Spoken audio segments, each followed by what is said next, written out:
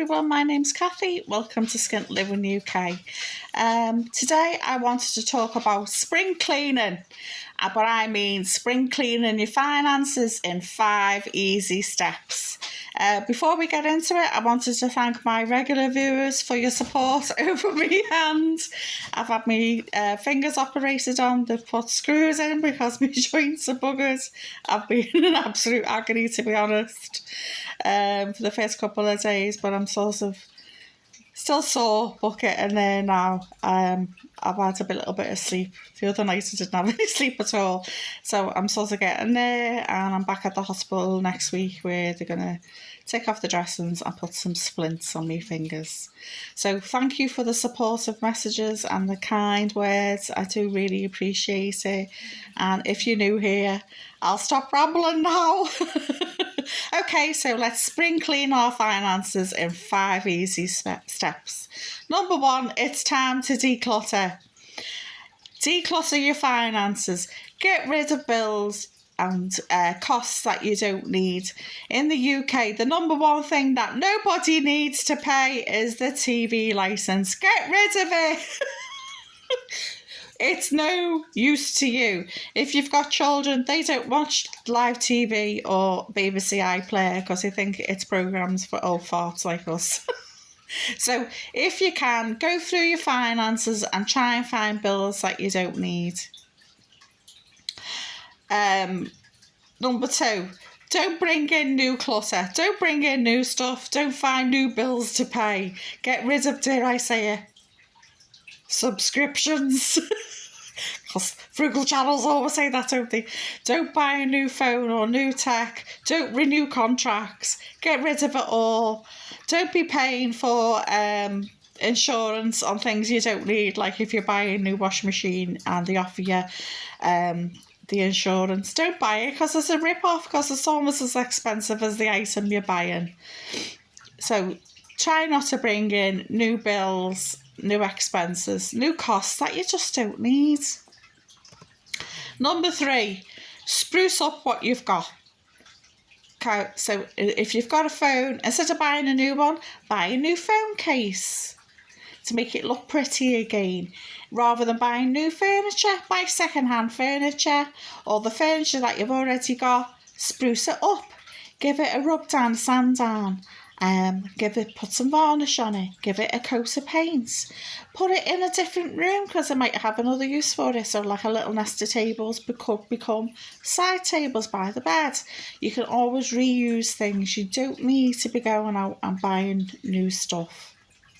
It costs too much money, and new stuff these days is rubbish. It's poorly made, high prices, low quality. So it's just, don't go there. Do as you're told. Number 4, do free activities or low-cost activities for your physical and your mental health. Get your bum in the park. Go walk the dog. If you haven't got a dog, just sit. Bring some coffee with you from your house and just sit and enjoy the scenery with a cup of coffee and chill. Maybe listen to a podcast. Just get yourself out in nature.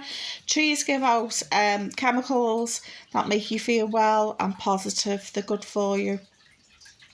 So sit by some trees or take some photographs. That won't cost you anything, of nature. Or bring your kiddies, take some pictures of the kids having some fun. Bring a football. All these things won't cost you anything. Bring a book. Those rectangular things made of paper. Bring a book and have a sit down and read a book. That's what I do. I always have a book in my bag wherever I go, because I just think if I'm sitting there bored, I can always get my book out.